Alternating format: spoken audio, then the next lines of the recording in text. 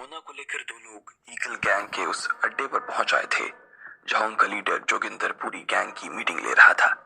उसे खबर लग चुकी थी कि गुलाम मारा गया था और उसने ये ठान लिया था कि जिस किसी ने भी ये काम किया था उसे वो छोड़ने वाला नहीं था। बाकी लोग भी उसकी इस बात से राजी हो गए। इतने में उन लोगों ने जोगिंदर के सामने मोना और शीना को ले जाकर खड़ा कर दिया। कलाम के बारे में सवाल पूछते ही मोना का हाल खराब हो गया था। भले ही उसने जोगिंदर से बचने के लिए झूठ बोल दिया था, लेकिन जोगिंदर खुद भी उसे इतनी आसानी से छोड़ने वाला नहीं था। उसने उसके झूठ को पकड़ लिया था। तो क्या वो मर गया? जोगिंदर ने मोना की आंखों में देखते हुए कहा। मुझे नहीं पता, मैं पहले ही कह चुकी हूँ कि वो मुझसे मिलने के लिए नहीं आया था। मोना ने थोड़ी झिझक के साथ कहा, लेकिन इस बार का उसका जवाब ज्यादा सटीक था। ठीक है, मैं तुम्हें एक बात बता देना चाहता हूँ। जो लोग मेरी आंखों के सामने से झूठ बोलते हैं ना, मैं उनसे सख्त नफरत करता हूँ। मुझे ऐसे लोग जरा भी अच्छे नहीं लगते हैं जो मेरे सामने मुझसे झूठ बोलते हैं। आमतौर पर उन लोगों की कम से कम एक उंगली तो कटवा ही देता हूँ, लेकिन आज तुम एक्सेप्शन हो, बाकियों से अलग हो तुम। जोगिंदर के चेहरे पर अभी भी उसकी मुस्कान बनी हुई थी। वो जितना मोना को देखे जा रहा था उतना ही मोना उसे पसंद आती जा रही थी। उसने कहा, अब देखो, मुझे ये पता चला है कि कलाम मारा गया है। मैं उन लोगों में से नहीं हूं जो अपने ही भाई की औरत पर हाथ डाले, इसलिए तुम्हें मुझसे डरने की जरूरत नहीं है। आओ इधर, मेरे पास आकर बैठो। जोगिंदर ने मोना से कहा। उसके मुंह से निकलते हुए शब्द ऐसे लग रहे थे जैसे वो कहीं का शहंशाह हो और अपने किसी आदमी को हुक्म सुना रहा हो। मोना इतना ज्यादा डरी हुई थी कि वो आगे आने के बजाय उल्टा 2 कदम पीछे चली गई। उसने पीछे जाते ही शीना को गले लगा लिया और खड़ी हो गई। मम्मा, मुझे डर लग रहा है। ये लोग अच्छे लोग नहीं है ना मम्मा, हम लोगों को यहाँ से निकल जाना चाहिए मम्मा। शीना दिखने में भले ही बड़ी थी, लेकिन वो अभी भी दिमाग से एक छोटी बच्ची थी और उसे समझ नहीं आ रहा था कि यहाँ पर चल क्या रहा था। फिर भी वहां पर जो कुछ हो रहा था उसे देखकर तो वो डर गई थी। मोना ने उसकी बात सुनी। उसने जवाब में कुछ नहीं कहा। उसने बस शीना को और ज्यादा कसकर गले लगा लिया। जोगिंदर की नजरें अभी भी उन दोनों के ऊपर ही जमी हुई थी। क्या हुआ? सुना नहीं क्या? तुम मेरे पास नहीं आना चाहती? ठीक है, कोई बात नहीं, जोगिंदर ने कहा। फिर वो अपनी जगह से खड़ा हुआ और मोना की तरफ कदम दर कदम आगे बढ़ने लगा। मोना वहां से भाग जाना चाहती थी, लेकिन तब तक पीछे से 2 लोगों ने उसे जकड़ लिया था। मम्मा, मुझे सच में बहुत डर लग रहा है। शीना ने अपनी आंखें बंद कर ली और वो जोर से चिल्लाई। जब जोगिंदर इधर उसकी माँ के पास आया और उसने मोना का हाथ पकड़कर उसे अपनी तरफ खींचने की कोशिश की, तो शीना ने अपनी आंखें खोल ली थी। उसने जोगिंदर का हाथ बिना डरे पकड़ लिया था और एक पल के लिए उसे घूरने के बाद शीना ने उसका हाथ काट लिया। साली चुड़ैल! जोगिंदर को गुस्सा आया। शीना ने उसके हाथ के अंदर दांत गड़ा दिए थे। जोगिंदर आग बबूला हो गया था और उसे गाली देने के बाद उसने शीना के बालों को पकड़ा और उसे पीछे की तरफ धक्का दे दिया। एक पल के लिए वो हवा में उछलने के बाद शीना नीचे जमीन पर गिर पड़ी। धड़ाम की आवाज आई और उसके बाद शीना चिल्लाई, मम्मा! अगले ही पल उसकी आंखों में से आंसू बह रहे थे, लेकिन ऐसे में उसे सिर्फ अपनी मम्मी की सेफ्टी की चिंता हो रही थी। भले ही उसके दिमाग कमजोर था, लेकिन फिर भी वो अपनी माँ की सेफ्टी के बारे में सब कुछ ध्यान से समझती थी। साली, अपनी मौत को क्यों बुलावा दे रही है रे? जोगिंदर ने कहा। फिर उसने अपना पैर उठाया और अपने भारी से जूते से वो शीना के चेहरे पर लात मारने ही वाला था। उसने अपने पैर जितना हवा में हो सकता था उतना ऊपर उठा लिया था। जूते को शीना की दिशा में जाते देख मोना जोर से चिल्लाई, नहीं! और वो जोगिंदर के जूते और शीना के चेहरे के बीच आ गई। इससे पहले कि जूता शीना को लगता, उसने शीना को उठा लिया और 1 सेकंड में दोनों जोगिंदर से दूर हो गए। जोगिंदर का जूता तो लगा, लेकिन जमीन पर। अच्छा, तुम्हें अपनी बेटी से बहुत प्यार है ना, उसका ध्यान रखने का बहुत शौक है ना तुम्हें। लेकिन मैं तुम्हें एक बात बताऊं, जोगिंदर नाम है मेरा और मैं जिसे भी मारने की मन में सोच लूं ना, तो उसे खुद भगवान भी आकर नहीं बचा सकता, समझी ना। जोगिंदर ने फिर से मुस्कुराते हुए कहा और आगे बोला, लेकिन आज फिर से तुम्हें एक एक्सेप्शन केस मानकर छोड़ देता हूँ और अपनी जिंदगी को बचाने का एक अच्छा मौका दे सकता हूँ, लेकिन उसके लिए एक शर्त है। जोगिंदर ने कहा और मोना की आंखों में देखने लगा। ना जाने क्यों मोना को उसकी शक्ल देखकर ही पसीने आने लगे और वो जानती थी कि जोगिंदर उसके सामने कोई ऐसी शर्त रखने वाला था जिसे पूरा करने के बजाय वो मरना पसंद करती। हाँ, तो शर्त ये है कि तुम्हें आज से मेरी रखैल बनकर रहना पड़ेगा। अगर तुम मान जाती हो तो मैं तुम्हारी इस बेटी को छोड़ दूंगा। भले ही जोगिंदर ने आज से पहले मोना जैसी किसी लड़की को नहीं देखा था, वो देख पा रहा था कि मोना बहुत खूबसूरत थी, लेकिन कलाम ने उसे मोना के बारे में और कुछ नहीं बता रखा था। कलाम ने उसे बताया था कि मोना एक स्ट्रॉन्ग औरत थी और वो इतनी जल्दी पिघल जाने वाली लड़कियों में से नहीं थी, इसलिए उसे मनाना और उसके साथ लाना इतना आसान नहीं था। लेकिन जोगिंदर ने अभी जो देखा उसे वो समझ गया था कि मोना की जान उसकी बच्ची में बसी थी और वो अपनी बच्ची के लिए कुछ भी कर जाने वाली थी। जोगिंदर को उसकी दुखती हुई रग पकड़ में आ चुकी थी। इधर मोना ने धीरे से शीना को उठाया और उसे चोट लगी थी वहां सहलाने लगी। उसकी आंखों में शीना के लिए प्यार और दया उमड़ आई थी। वो उसे इस हाल में नहीं देख सकती थी। मम्मा, ये आदमी बदमाश है और मैं इसके आपके साथ नहीं रहने दूंगी। अगर ये आपके पास भी आया ना तो मैं इसको। शीना ने सुबकते हुए अपनी बात मोना के सामने रखने की कोशिश की। उसे गिरने की वजह से बहुत दर्द हो रहा था। हाँ बेटी, मैं इसके साथ नहीं रहूंगी, प्रॉमिस, मैं इसके साथ नहीं रहूंगी। शीना की बात सुनने के बाद खुद मोना की आंखों में भी आंसू आ गए थे और उसे देखकर वो रोए जा रही थी। उसने अपनी बात खत्म करते हुए भरी हुई नजरों से जोगिंदर की तरफ देखा। उसकी आंखों को देखते ही जोगिंदर समझ गया कि वो उससे झूठ बोल रही थी या फिर उसकी बेटी से। मैं तुमसे प्रॉमिस करती हूँ, मोना ने फिर से कहा और फिर जोगिंदर की आंखों को समझाने लगी कि शीना के आगे ऐसी गलती कभी नहीं करेगी। उसके पास इस वक्त इसके अलावा और कोई चारा नहीं था। जोगिंदर ने उसका इशारा समझ लिया और अपने लड़कों से बोला, मैडम मोना को कमरे में लेकर आओ।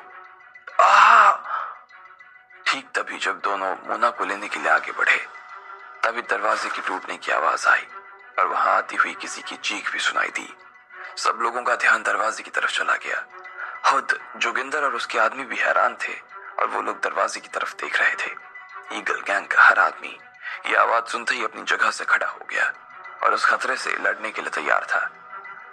इधर जैसे ही मोना के कानों में यह आवाज पड़ी तो उसका दिल घबराने लगा। भले उसे नजर नहीं आ रहा था कि दरवाजे के पीछे कौन था, लेकिन एक छवि उसकी दिमाग में पहले ही उभर आई थी और उसे छवि को अपनी आंखों के सामने देखकर वो और ज्यादा घबरा गई। कौन है बे?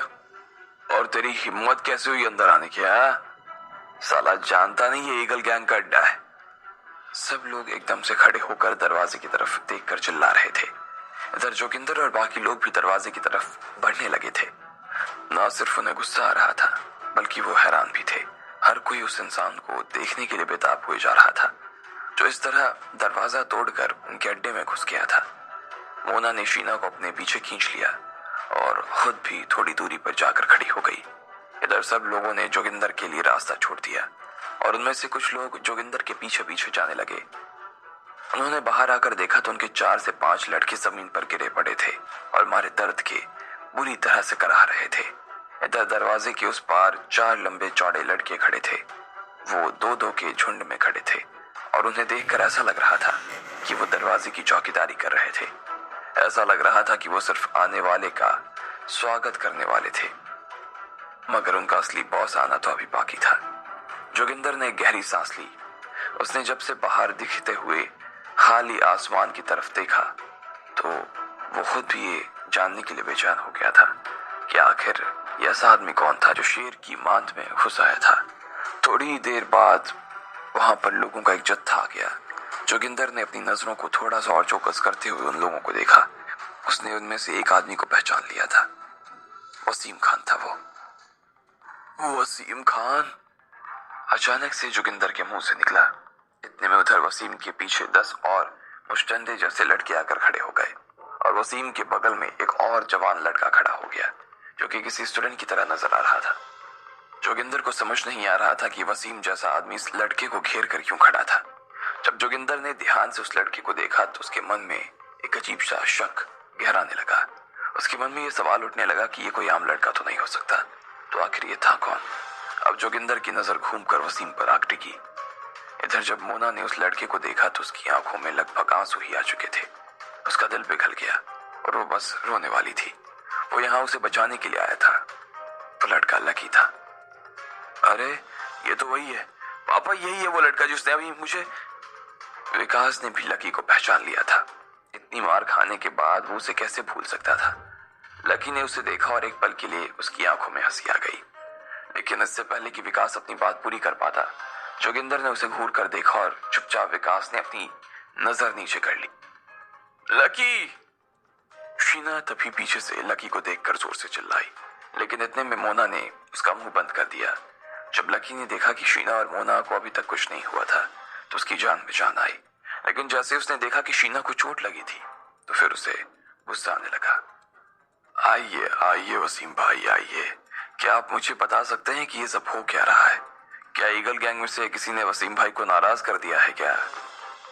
जोगिंदर ने पूछा और फिर नीचे पड़े लड़कों की तरफ उंगली से इशारा करते हुए वसीम से पूछा।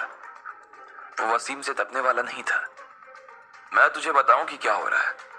मुझे तुझे कब से बताने की जरूरत पड़ गई कि क्या हो रहा है? स्कॉर्पियन के जाने के बाद तेरी जुबान ज्यादा तीखी हो गई है क्या? चुपचाप मैडम मोना को छोड़ दे, समझा? वसीम ने कहा। उसे भी जोगिंदर के ऊपर और उसकी भाषा के ऊपर गुस्सा आ रहा था। दोनों पक्ष के बीच तनातनी से माहौल में गर्मी बढ़ गई थी। अब आगे क्या होने वाला था? क्या जोगिंदर वसीम के कहने पर मोना को छोड़ देता या फिर यहाँ भी लकी को अपने हाथ पैर चलाने पड़ते? आपको क्या लगता है, क्या होंगे इन सभी सवालों के जवाब? कमेंट बॉक्स में कमेंट करके हमें जरूर बताएं। और सभी सवालों के जवाब को जानने के लिए सुनते रहिए इंस्टा मिलियनेयर सिर्फ पॉकेट एफएम पर।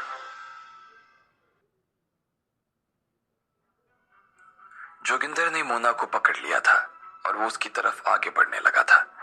जब उसने मोना को अपने पास बुलाया तो वो आने के लिए राजी नहीं हुई और उसका नतीजा ये हुआ कि जोगिंदर खुद उसकी दिशा में आगे बढ़ने लगा। इस बीच शीना ने उसके हाथ को काट लिया था, जिसकी वजह से वो शीना को मारने वाला था। लेकिन मोना ने बीच में आकर उसकी जान बचा ली। लेकिन इसके लिए उसे जोगिंदर की शर्त माननी जरूरी थी। अब इससे पहले कि जोगिंदर के आदमी मोना को कमरे के अंदर लेकर जाते, तभी पीछे से मारपीट की आवाजें आने लगी। जोगिंदर बाहर गया तो उसने देखा कि उसके दरवाजे पर लकी, वसीम और उनके ढेर सारे लोग खड़े थे। चुपचाप मोना मैडम को छोड़ दे जोगिंदर, वसीम ने फिर से कहा। वो खुद भी दिल्ली के अंदर काफी लंबे वक्त से काम कर रहा था और उसने घाट घाट का पानी पिया था, चाहे दिल्ली का कोई भी आदमी हो। लेकिन उसे वसीम के सामने इतने प्यार से ही बात करनी पड़ती थी। लेकिन जब वसीम के मुंह से जोगिंदर ने इस तरह की बात सुनी तो उसके दिल में कुछ अजीब सा महसूस होने लगा। वो खुद भी जोगिंदर को पहले से जानता था और उसे ये मालूम था कि दिल्ली में उसका रसूख था और इसलिए वो सोच रहा था कि उसे वसीम की बात को मान लेना चाहिए। लेकिन इस वक्त ईगल गैंग दिल्ली की सबसे बड़ी गैंग थी, तो ऐसे में उसे वसीम से डरने की क्या जरूरत थी? जोगिंदर अपने मन में ये सब सोचे जा रहा था और उसे ऐसा लग रहा था कि अगर वो ये लड़ाई लड़ता और उसे जीत जाता तो उसका कद एक ही रात में वसीम के कद के बराबर हो जाता। अच्छा, तो दिल्ली के बड़े आका वसीम भाई यहाँ मेरे हाथों से एक इंसान को छुड़वाने के लिए आए हैं। क्या बात है। लेकिन अगर खास आदमी कुछ खास बात हो तभी वो खास बनाता है। आप अंदर आए, आपने मेरे रेस्टोरेंट के अंदर तोड़ फोड़ की, इसके अलावा आपने मेरे लोगों को मारा, ये तो कोई खास बात नहीं है। जोगिंदर ने उसे नीचा दिखाने की कोशिश करते हुए कहा और अपनी बात पर मुस्कुराने लगा। जोगिंदर, वसीम ने जोर से चिल्लाते हुए कहा। उसे उसकी बात सुनकर गुस्सा आने लगा। पूरी दिल्ली में किसी की हिम्मत नहीं थी जो कि वसीम के साथ ऐसी बात कर सके, और यहाँ पर तो उसकी खुद ही गलती होने के बावजूद वो दूसरों के सामने ऐसे बन रहा था जैसे वो किसी छोटी सी गैंग का मालिक नहीं बल्कि दिल्ली का सुल्तान हो। क्या जोगिंदर, आप मेरे सारे नुकसान की भरपाई कर दो वसीम भाई। वरना मैं आपको बता रहा हूँ, अगर कल से आपकी होटल के अंदर इस तरह का नुकसान होना शुरू हो जाएगा तो मुझसे मत कहना। विकास, बाहर आ। जोगिंदर ने अभी तक अपनी जुबान नहीं छोड़ी थी और उसने विकास को जोर से आवाज देते हुए बुलाया। हाँ हाँ सर। विकास दौड़ा दौड़ा पीछे से आ गया और आकर जोगिंदर के पास खड़ा हो गया। पुखराज भी अपने घायल बेटे के पीछे आकर खड़ा हो गया था। वो जो लड़का जो वसीम भाई के पीछे खड़ा है, उसी ने न तुझे मारा था? जोगिंदर ने लकी की तरफ देखते हुए कहा और फिर वसीम की तरफ देखकर बहुत ही गंदी मुस्कान के साथ बोला, अब क्योंकि आपके इस लड़के ने मेरे गैंग के एक लड़के के साथ इस तरह की हरकत की है और उसके बाद भी आप दोनों यहाँ मेरे सामने आकर खड़े हो, तो मुझे नहीं लगता है कि आप दोनों ही जिंदा रहना चाहते हो। तुम दोनों बाप बेटे इधर आओ और इन दोनों की जमकर धुनाई करो, जाओ।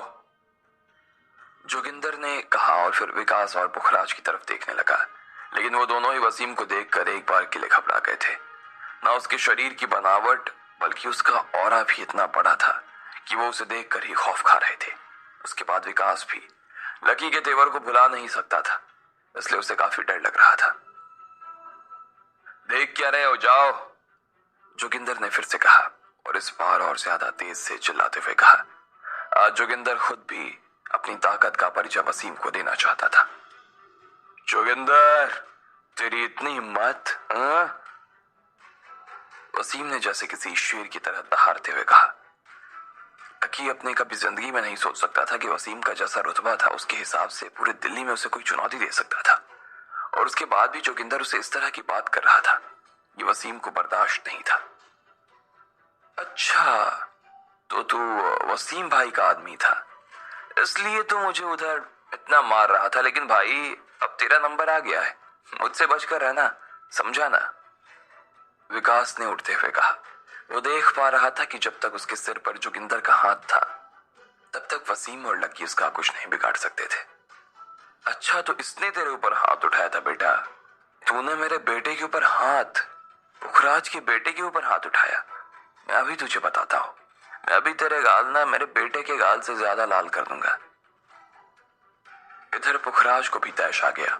अभी तक दोनों बाप बेटे घबरा रहे थे, लेकिन वो समझ गए थे कि घबराने से कुछ नहीं होने वाला था। फिर उसने अपनी शर्ट की आस्तीन ऊपर चढ़ा ली और उसमें से एक मोटी बुझाएं साफ नजर आने लगी। लकी सर को घेरो, वसीम ने अपने लोगों को चिताते हुए कहा और तुरंत ही 1 दर्जन से ज्यादा लोग लकी को घेर कर खड़े हो गए। बेटा, चाहे उसे कितना भी बचा लो, लेकिन ये ईगल गैंग का अड्डा है और सिर्फ वो ही बच सकता है जिसे ईगल गैंग बचाना चाहती है। देखना, सालों को हिलने तक मत देना। आज तुम्हें पता चलेगा कि दिल्ली का असली बाप कौन है। अब ईगल गैंग के सब लोग उनकी तरफ देख रहे थे। जोगिंदर भी ईगल गैंग का प्रेसिडेंट था और उसके प्रेसिडेंट होते हुए वो गैंग की नाक नीचे नहीं होने दे सकता था। हाँ, आज हम दोनों बाप बेटे अपनी गैंग के लिए कुछ तो करेंगे। हम सबको दिखा देंगे कि हमारा दिल सिर्फ इस गैंग के लिए ही धड़कता है। देखने दो आज पूरी दिल्ली को एक बाप और बेटे ने मिलकर कैसे उन लोगों को ठिकाने लगाया जो उनकी दिल्ली और उनकी गैंग के खिलाफ खड़े होने की कोशिश कर रहे थे। विकास के अंदर हिम्मत का उबाल आ गया था और वो जोश में पूरा लबरेज हो गया था। इसके साथ ही विकास और पुखराज ने अपनी मुट्ठी कस ली और वो दौड़ते हुए वसीम की दिशा में बढ़ने लगे। बाकी सब लोग उनके पीछे पीछे चिल्लाते हुए आ रहे थे। लकी सर को बचाओ, वसीम ने फिर से चिल्लाते हुए कहा। इतने में जिन लोगों ने लकी को घेर रखा था उन्होंने पलक झपकते ही उन दोनों बाप बेटे को अंदर घेर लिया था और उन्होंने उन दोनों की इतनी धुलाई की जिसकी कोई हद सीमा नहीं थी। और इतने में उन दोनों की शक्ल लाल मुंह के बंदर जैसी हो गई। वो मार खाने के बाद सीधा जमीन पर गिर गए थे। अब जोगिंदर ने देखा कि पुखराज और विकास नीचे गिरे पड़े थे तो उसकी आंखें चौंधी आ गई। उसे ऐसा लग रहा था जैसे उसने आंख निकल ली थी। वो अंदर तक जला हुआ महसूस कर रहा था। साले, तुम लोगों ने पुखराज दादा को हाथ कैसे लगा लिया? हमारे ही इलाके में घुसकर हमारे ही लोगों के ऊपर हाथ उठाते हो। जोगिंदर बॉस, ऑर्डर दो। पीछे से ईगल गैंग वाले एक बार के लिए रुक तो गए थे, लेकिन उनका गुस्सा अभी तक थमा नहीं था। जोगिंदर, जो कि इस पूरे मंजर को अपनी आंखों के सामने देख रहा था, अचानक से उसका अपना हाथ ऊपर की तरफ उठ लिया। वो सबको चुप रहने का इशारा कर रहा था। उसका इशारा पाते ही सब लोग चुप हो गए थे लेकिन इसका ये मतलब नहीं था कि खुद जोगिंदर भी चुप हो गया था। उसके अपने मन में उसके लिए अपने सब कुछ प्लान चल रहे थे। वसीम भाई, मैं आपको आखिरी बार मौका दे रहा हूं। आप अपने आदमी को लेकर यहां से बाहर निकल जाइए, वरना आपके लिए ठीक नहीं होगा। मेरा दिल बहुत बड़ा है और आपका दिन अच्छा है, इसलिए आपको छोड़ रहा हूं, जाने दे रहा हूं आपको। जोगिंदर ने गुस्से से अपनी दांत पीसते हुए कहा, अबे साले, तुझे क्या लगता है तू मुझे जाने के लिए कहेगा और मैं चला जाऊंगा? तू होता कौन है मुझे ये बताने वाला कि मैं कब जाऊं और कब नहीं? अपनी औकात मत भूल जोगिंदर। याद रख तू किससे बात कर रहा है। दिल्ली में रहकर भी अगर दिल्ली में नहीं रहा ना, तो दिल्ली में आ जा, वरना सीधा ऊपर चला जाएगा। वसीम ने भी तैश में आकर कहा, लेकिन उसे ये सब कहते हुए बुरा लग रहा था। अब वो अपनी जिंदगी के उस मुकाम पर आ चुका था जहां उसे दिल्ली में किसी को भी अपनी पहचान बताने की जरूरत नहीं पड़ती। लेकिन आज उसे ये सब बताना पड़ रहा था कि वो कौन था और क्या कर सकता था। वो चाहता तो जोगिंदर से इतनी बात नहीं करता, उसे अपनी इज्जत की इतनी परवाह भी नहीं थी, लेकिन वो सब ये लकी के लिए और उसके परिवार के लिए कर रहा था। वो दिल ही दिल में अपने आप को कोस रहा था। लेकिन जोगिंदर ने उसे इतना गुस्सा दिलाया कि अब वो कुछ नहीं कर सकता था। मैं तेरे लिए एक गिफ्ट भी लेकर आया हूं, वो दिए बिना मैं यहां से जाने वाला नहीं हूं, वसीम ने कहा, और उसने एक नीले रंग का प्लास्टिक का डिब्बा निकाल लिया। फिर जैसे उसने वो डिब्बा नीचे फेंका तो वो खुल गया। उसमें से एक गोल फुटबॉल जैसी चीज बाहर आकर गिर गई। जैसे ही वो गुड़कने लगी तो ईगल गैंग के सभी लोग एक बार के लिए घबरा गए। जितनी भी लड़कियां जमीन की तरफ देख रही थी, अचानक ही उन्होंने अपनी आंखें बंद कर ली। आ! उनमें से कुछ लड़कियां चिल्लाने लगी। ये और कोई नहीं बल्कि कलाम का सिर था, जो कि पिछले 3 दिनों से गायब था।